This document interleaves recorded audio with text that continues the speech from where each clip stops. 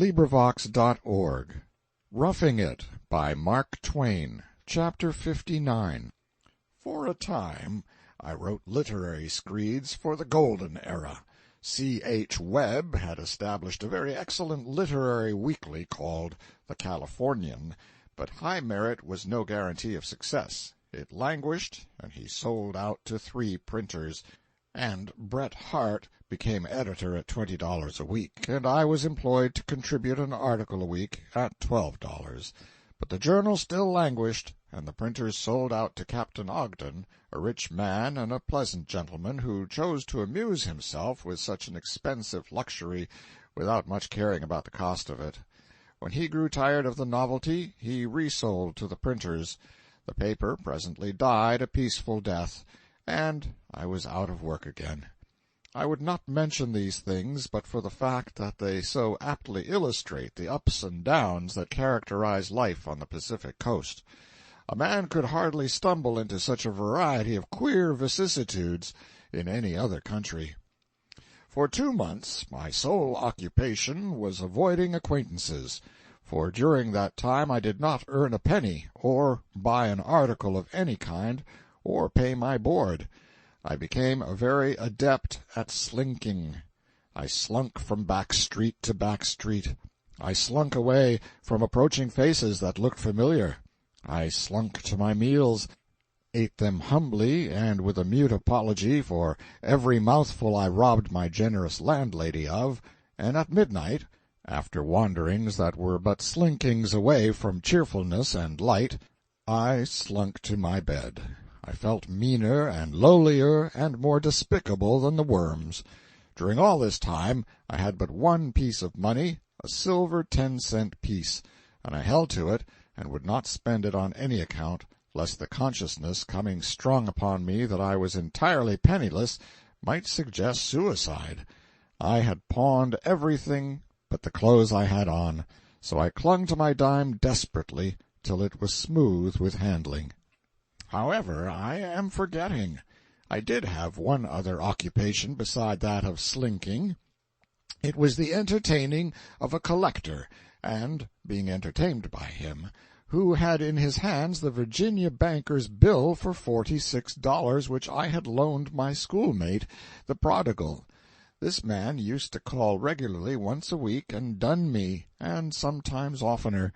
He did it from sheer force of habit, for he knew he could get nothing. He would get out his bill, calculate the interest for me at 5% a month, and show me clearly that there was no attempt at fraud in it, and no mistakes, and then plead and argue and dun with all his might for any sum, any little trifle, even $1, even half $1 on account. Then his duty was accomplished and his conscience free.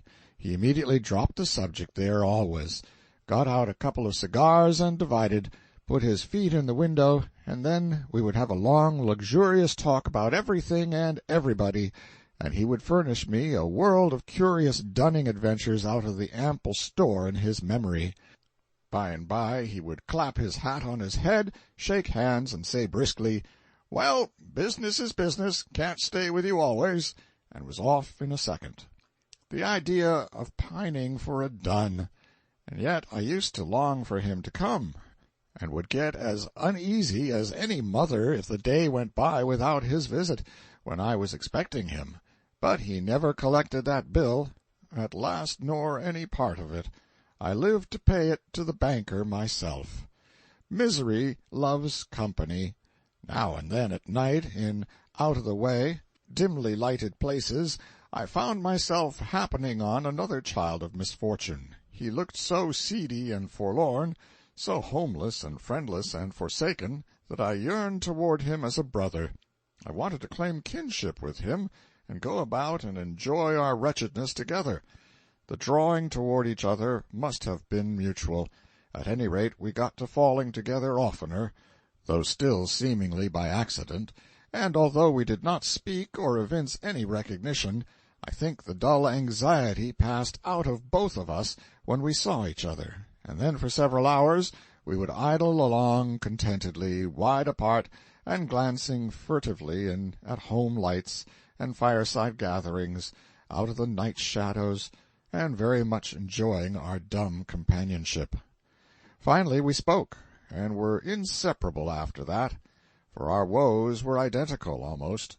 He had been a reporter, too, and lost his berth, and this was his experience, as nearly as I can recollect it.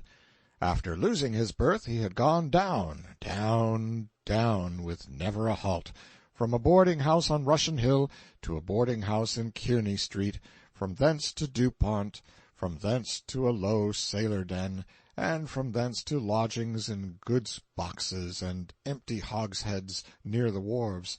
Then, for a while, he had gained a meagre living by sewing up bursted sacks of grain on the piers. When that failed, he had found food here and there, as chance threw it in his way. He had ceased to show his face in daylight now, for a reporter knows everybody, rich and poor, high and low, and cannot well avoid familiar faces in the broad light of day. This mendicant Blucher, I call him that for convenience, was a splendid creature. He was full of hope, pluck, and philosophy. He was well-read and a man of cultivated taste. He had a bright wit and was a master of satire. His kindliness and his generous spirit made him royal in my eyes, and changed his curbstone seat to a throne, and his damaged hat to a crown. He had an adventure once which sticks fast in my memory as the most pleasantly grotesque that ever touched my sympathies. He had been without a penny for 2 months. He had shirked about obscure streets, among friendly dim lights, till the thing had become second nature to him. But at last he was driven abroad in daylight. The cause was sufficient.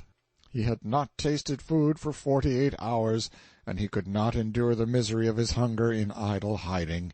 He came along a back street, glowering at the loaves and bake-shop windows, and feeling that he could trade his life away for a morsel to eat.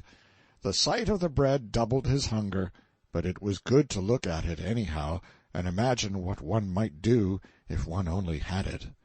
Presently, in the middle of the street, he saw a shining spot, looked again, did not and could not believe his eyes, turned away to try them, then looked again. It was a verity, no vain, hunger-inspired delusion. It was a silver dime. He snatched it, gloated over it, doubted it, bit it, found it genuine, choked his heart down, and smothered a hallelujah.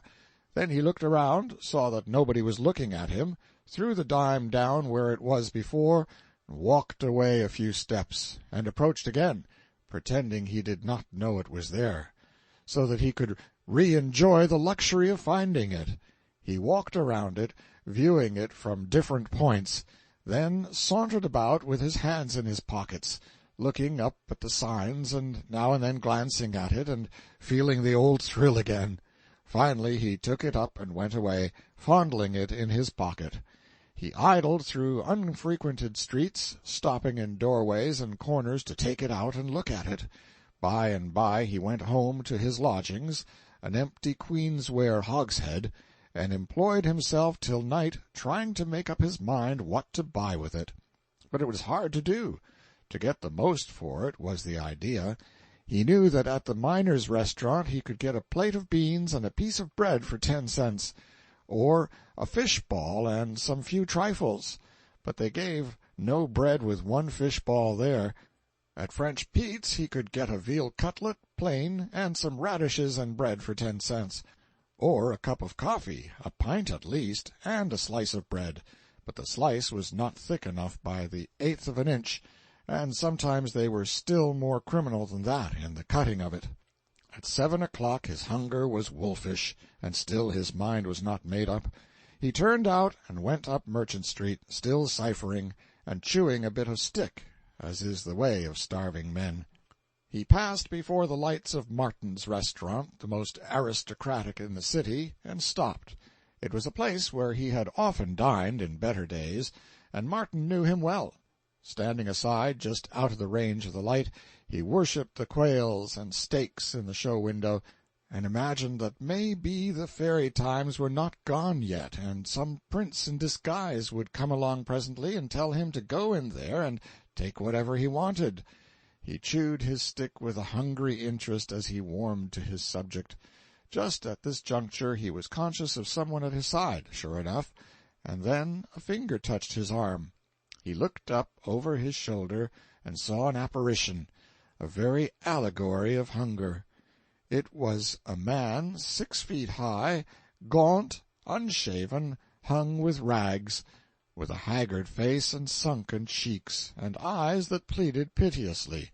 This phantom said, "Come with me, please." He locked his arm in Blucher's and walked up the street to where the passengers were few and the light not strong, and then, facing about, put out his hands in a beseeching way and said, "Friend, stranger, look at me. Life is easy to you.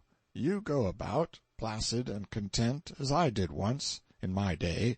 You have been there, and eaten your sumptuous supper, and picked your teeth, and hummed your tune, and thought your pleasant thoughts, and said to yourself, 'It is a good world,' but you've never suffered. You don't know what trouble is. You don't know what misery is, nor hunger. Look at me. Stranger, have pity on a poor, friendless, homeless dog. As God is my judge, I have not tasted food for 48 hours. Look in my eyes and see if I lie. Give me the least trifle in the world to keep me from starving, anything, 25 cents. Do it, stranger, do it, please. It will be nothing to you, but life to me. Do it, and I will go down on my knees and lick the dust before you. I will kiss your footprints. I will worship the very ground you walk on. Only 25 cents. I am famishing, perishing, starving by inches. For God's sake, don't desert me." Blucher was bewildered, and touched, too, stirred to the depths. He reflected, thought again, then an idea struck him, and he said, "Come with me." He took the outcast's arm, walked him down to Martin's restaurant, seated him at a marble table, placed the bill of fare before him, and said, "Order what you want, friend. Charge it to me, Mr. Martin." "All right, Mr. Blucher," said Martin. Then Blucher stepped back and leaned against the counter and watched the man stow away cargo after cargo of buckwheat cakes at 75 cents a plate, cup after cup of coffee, and porterhouse steaks worth $2 apiece, and when $6.50 worths of destruction had been accomplished, and the stranger's hunger appeased, Blucher went down to French Pete's, bought a veal cutlet plain, a slice of bread, and 3 radishes with his dime, and set to and feasted like a king. Take the episode all around, it was as odd as any that can be culled from the myriad curiosities of Californian life, perhaps. End of chapter 59.